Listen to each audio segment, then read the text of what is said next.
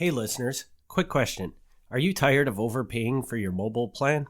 I've got the answer. Ting Mobile. Ting Mobile is all about flexibility and savings. You only pay for what you use, no crazy fees or overages. It's perfect for those who want control over their phone bill without sacrificing quality. Say goodbye to bloated phone bills. Go to MilwaukeeMafia.com/Ting. Ting Mobile. Mobile that makes sense. You're listening to Milwaukee Mafia, your weekly podcast dose of Wisconsin Mafia and true crime history. Hey everybody, thanks for tuning in to another episode of the Milwaukee Mafia podcast. I'm Eric Walterkins. I'm Gavin Schmidt.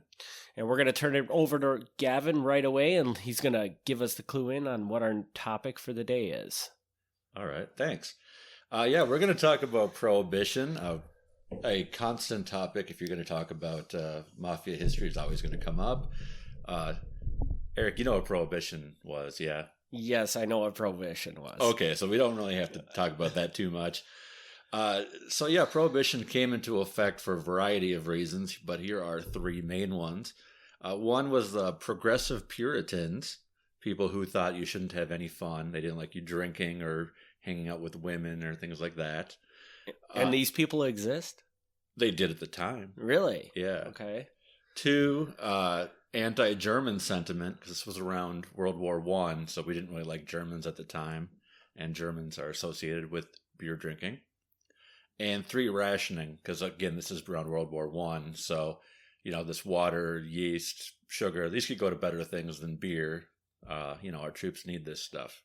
I kind of feel like I'd like to have been back in those times because those don't seem like big enough reasons to drive to Prohibition. Mm-hmm. I don't know. But anyways, continue. Well, it worked. Yeah, I guess. It worked. So, Milwaukee, as you might imagine, was not crazy in favor of Prohibition. Imagine that. It was a heavily German city. It still is. And it had 9 breweries. It employed over 6,000 workers. And they were making, as total, the breweries were making $35 million a year, which was quite a bit at the time. So, they didn't really want to lose that money. And 6,000 people didn't want to lose their jobs. This is really off topic, but yeah.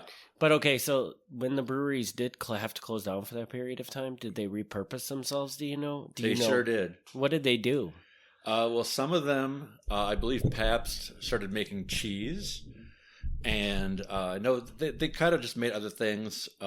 Some of them skirted by, they made what was called near beer, which is basically like non-alcoholic beer. Yeah. So, a lot of them diversified into real estate, things like that. So, pretty much none of them went under. Which is impressive, Well, how long did Prohibition go on for? 13 years. Holy crap, I would not have guessed it was that long. Yeah, 13 years. Okay. That's impressive then that none of them went under from it. Yep. So, pretty much what happened in Milwaukee is nobody really wanted it. It wasn't very well enforced. The federal agents would come in and they'd try to shut people down, but the local police really didn't care. So it wasn't hard to get alcohol if you wanted it. Lots of people were still making it at home. And you could get a prescription from your pharmacist for alcohol if they came up with a reason for why you should be drinking, it was BS, but it worked. It very much sounds exactly like what's going on with marijuana today. There's some parallels. Yeah. Definitely some parallels. But you could find it. You could go to what were called soft drink parlors, which some of them were soft drink parlors. Some of them were not. You could go to roadhouses outside the city limits. A lot of people made it themselves, like I said, the pharmacists and whatever. Rum runners would come down from Canada. Like Seagram's was still open because it's in Canada. And they'd sail in on Lake Michigan, which made made Milwaukee a great place for the booze to come in because it's right on the lake. So a lot of booze was coming in that way. A lot of people got sort of rich off of this. The Club Madrid was a known place. It was owned by Sam Pick. Sam Pick might come up at another time because him and his son ended up becoming very notable gangster gamblers in the area. The third ward, which we talked about with the fire, is where the Italians are. They were very popular during this time because Italians were known for making their own wine. They would make what was called Dago Red, which is probably very racist now, but that's what it was called. And they'd make booze out of apples, potatoes, cherries, anything that they could sort of turn into to alcohol. They'd get teenagers to drive cars and ship this stuff out of the area and bring supplies into the area. They'd convert their vehicles so they could hide the booze inside of it. Again, locals didn't really care, but if the federal agents caught you, you'd be in some serious trouble. So when they're doing this, yeah. So you're talking about all the different ways they bring the supplies in and create the alcohol. Are they still running bars and serving it to people, or is this more of a the right guy to get it so you can drink it at home type thing? It's probably more at home. I mean, there were still bars, but you couldn't be too obvious about it because then the Prohibition agents will come in. But yeah. So at one point in 1921, this is very early on in Prohibition, the Eastern District of Wisconsin, which covers all the way down from Milwaukee up to Green Bay, only had one federal agent. So it really wasn't too hard to avoid that guy. By the end of the year, it got up to 7, and it peaked at 17, which, again, 17 for the entire area. Not a whole lot of cops looking out for this. So, yeah, and if you were arrested, you didn't really serve a lot of serious jail time. People were sent to the workhouse, which is just a jail in Milwaukee kind of just for this sort of activity. And they ended up getting in some trouble. The local people running the jail got in trouble because the bootleggers in there would still have parties. They somehow got booze into the jail. They would drink. They would cook out steaks. Women were going in there. And this was kind of an open secret. But eventually, when they were doing investigations for corruption, this kind of came out. And nobody was surprised, but yeah, you're not really supposed to let them have this in jail. So you said that this jail was called the workhouse jail. Yes. Was that name given to it because it was mostly like they were kind of forcing these people to do some sort of job within this thing? Yeah. I mean, I don't know that they really were, but that's the idea is that, like when they say you go to prison with hard labor, it's kind of that idea, just the local version of that. So pretty much the most dangerous thing that's going to happen to you is you're not really worried about the police. If you're a bootlegger, you're probably more worried that your still is going to explode, which did happen on occasion. Sometimes, if you didn't know what you were doing, it would blow up, and that's not good either. Although the most citizens didn't care, there were people who did. There was the Anti-Saloon League. They formed their own sort of private police force to go around and then report people to the feds. And the Milwaukee Rotary Club apparently was really against drinking, so the Rotary Club was ratting people out. And of course, the Ku Klux Klan was going around at this time, and that's definitely a topic we're going to cover in the future because I think that's the most fascinating thing. Now, when you're talking about the Ku Klux Klan, they were going around and narking out people for having alcohol? Correct. Hey, what focus? I know that we're going to cover this in a future episode, but what was the focus of that? Like, what was their motivation behind not wanting people to drink, I guess? Yeah, I think it was sort of indirect. I don't know that they were specifically against drinking. I think they were against the people who were drinking. Because the Ku Klux Klan really disliked immigrant groups. So, again, this would be the Italians at this time. And they really disliked Catholics. And a lot of the people who were drinking were Catholics. The Germans were heavily Catholic. The so Irish it was were more of a Catholic. thing. It wasn't about the alcohol. It was just about, hey, this is a way we can get these people that we don't like in trouble. Yeah, I don't know that they specifically were against drinking. Maybe they were, but there was an overlap between the people who were drinking and the people who they didn't like. Mm-hmm. So, but yeah, like I said, that's a topic we're definitely going to cover in the future because I always find that fascinating that we had that. Because it certainly wasn't something I was aware of when I was younger. Definitely. So many Milwaukee politicians, notably the socialists. Socialism was a big thing in Milwaukee in the early years. About 50 years straight, they had a socialist mayor, which is crazy. but they were actively campaigning against the enforcement.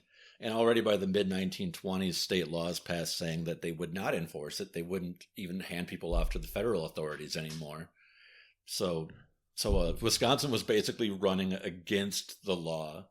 So when you were talking before how there was like 17 people that were out there looking for these people, did they work for the state? And at that point in time, the federal government actually had these people here looking for them. They're prohibition agents. They were working for the Department of the Treasury, actually, which sounds funny to say they work for the Treasury, but it was like a tax violation.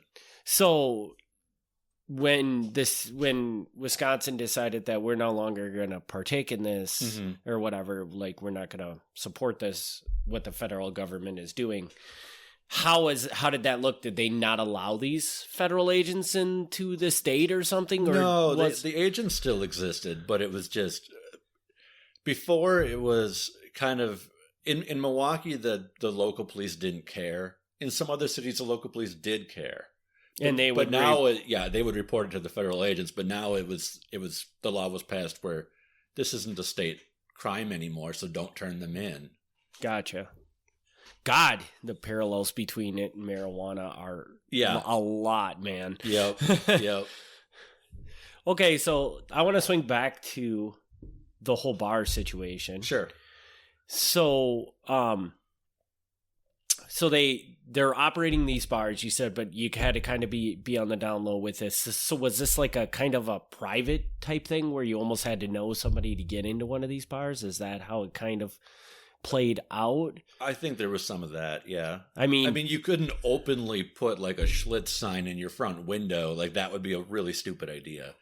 So, yeah, I think like a lot of them were calling themselves soft drink parlors, and they would have that. They would have soft drinks there. But I think, you would get to know the bartender or the owner, and then they would know that you were okay to serve drinks too, which really isn't all that different than bars now. I mean, if you go to a bar often enough, half the people there anyway. Exactly, yeah. Yeah, and I've had bar owners tell me that like having a bar is basically like having a private club, because most of the people that come there, you know them all because they come over and over and over again. Right, right. So that's interesting. Yeah, so I mean, if you got caught, you could have your business padlocked and you could lose it and everything else, but it wasn't heavily enforced, really. So with the Mafia side of this, the Mafia was, I mean, I assume they were a huge player in this, but they were by no means the only player, correct? Absolutely. This was going on everywhere. This is going on everywhere. And thank you for bringing it back. I appreciate that. You did it perfectly. Because this is where I draw the difference between Milwaukee and other cities. And Chicago, Detroit, some other big cities. This was the time when the Mafia exploded. It got huge. Obviously, everybody knows Al Capone. And Al Capone got huge in Chicago because of Prohibition. That didn't happen in Milwaukee. The mob was definitely involved. The connections they had helped them get booze shipped in from Canada, and they would get it transported to other cities. And they had a good network going, but they didn't get huge because people didn't rely on them. In Chicago, if you wanted to drink, you kind of had to go through Capone or, one of his friends. In Milwaukee, it wasn't too hard to find somebody who could get you some beer or some whiskey. You didn't have to rely on the mob. They were active, but they didn't have a monopoly on it by any means, because it's Milwaukee. I mean, there's beer everywhere. So do you think that happened, that had played out that way because Capone was doing something down in Chicago that kind of made people realize that, no, you do not do this because I'm doing this type thing, like a scare tactic? So. Or do you think it was just that it was so much more acceptable up in Milwaukee to be drinking that all sorts of people were just jumping in on? That's my interpretation. Is I don't think it was so much that Capone was pushing people out, like competitors out, as it was more dangerous in Chicago. And when something is more dangerous, it's more valuable, that sort of thing. So in Milwaukee, like, again, you're going to profit, but you're not going to profit big. I mean, you can only mark up your prices so much when it's something anybody can find. Whereas in Chicago, where the police actually did enforce the laws, not everybody, and their brother was like making booze at home, because that could have been a serious issue if you got caught. Right. But yeah, Milwaukee, you didn't have that. So the mob, this would have been a prime opportunity for the mob to like double or triple in size. And it didn't happen in Milwaukee like it did in Chicago or Detroit or other cities because they didn't make these massive profits. So this might have actually, Prohibition, ironically, might have been the event that stopped Milwaukee from getting a bigger mob presence than it did. And why do you say that it stopped it? Because like, again, with comparing it to Capone, like before Al Capone, Chicago had a mafia. But, I mean, it was, nobody had really heard of it. They were relatively minor.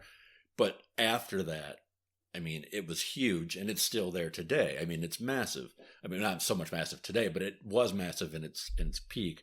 And Milwaukee never got as big. And part of that is because Milwaukee is obviously a smaller city than Chicago. But they also didn't have that catalyst this revenue pouring in like crazy like the Chicago Mafia had when they had Prohibition. Right, exactly. They weren't suddenly making millions of dollars off of booze. You know, they were making profits, but they weren't making crazy profits. So this was the time when throughout the country the mob really came into focus, and you read about gangsters getting shot dead in the street and bloodbaths and everything.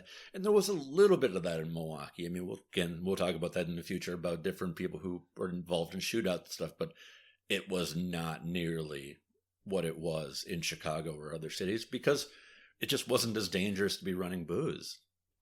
It's interesting. So now, do you think, so I think you kind of said this, that you think the reason why the Milwaukee Mafia never got as big as it did is because it didn't have that catalyst. Would you say that prior to Prohibition, did Prohibition make the Mafia in Milwaukee bigger? Or did they just kind of tread along and that was just something they kind of hit on for a little while it was going on, but never really got, like, obviously they didn't get the boost that Chicago did, but did they get a boost from it at all, would you say? They probably did, but it would be hardly noticeable. Interesting. I mean, if it did anything, it probably set people up to become known as suppliers. So then when it became legal again, you know, they've got more bar ownership, that type of thing. I mean, small ways like that. But no, I can't imagine that it was a big bump. Interesting. Cool. So do we have more for this story? No, that's pretty much all that I think covers just Prohibition in general as far as how it affected Milwaukee. I think that is very cool. This might be something we'll cover in a future episode, but is there an event in Milwaukee's Mafia history that you feel like was a big catalyst for them? Ooh, that's a great question. Wow, putting me on the spot. I don't know if there was one real event. I think the big thing they did was when they got involved in Vegas. I think that's when things took off big for them as far as making money, was getting involved in Las Vegas. But that's just off the top of my head. I mean, I don't know. I'd have to put some more thought into that. But that was definitely a major turning point as far as going from making thousands to making millions. So now, everybody, you have to hold on and wait for the Vegas episode to find out. We'll definitely get there. So that'll wrap up this episode. Why don't you hit them with contact info? And if you've got a story for the next episode, we can share that now. Keep them on their toes. You can email MilwaukeeMafia@gmail.com. You can go to MilwaukeeMafia.com and find all the great things there. Or you can go to Facebook.com/MilwaukeeMafia, which I post to pretty regularly, and you can message me there. Cool. And Patreon.com/MilwaukeeMafia. And as always, please, if you enjoy this podcast, leave us a rating on your favorite podcast player, and we will be back in 2 weeks. Thanks for tuning in to the Milwaukee Mafia podcast. Join us next week for another look back at Wisconsin Mafia and true crime history.